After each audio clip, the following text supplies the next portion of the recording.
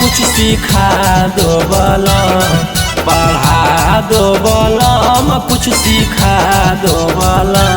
मुझे अक्षर अक्षर समझा दो बलम, मुझे थोड़ा सा इंग्लिश पढ़ा दो बलम।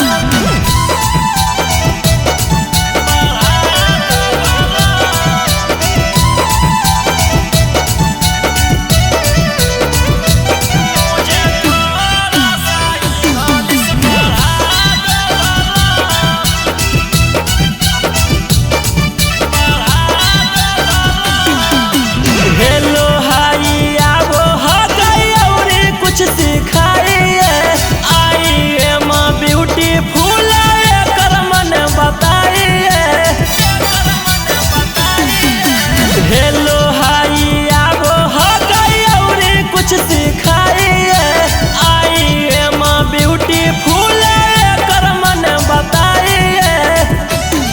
पढ़ा दो बलम, कुछ सिखा दो बलम, पढ़ा दो बलम, कुछ सिखा दो बलम।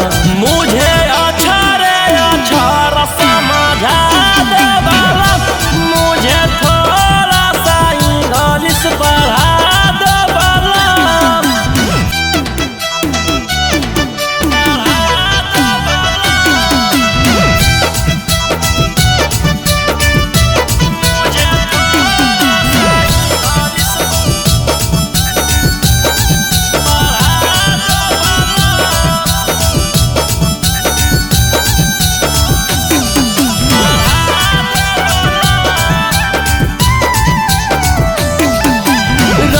सना रोही सैया जैबै हम कॉलेजिया, हो जैतै तहरे जैसन हमारा नॉलेजिया। रहू सना रोही सैया जैबै हम कॉलेजिया, हो जैतै तहरे जैसन हमारा नॉलेजिया।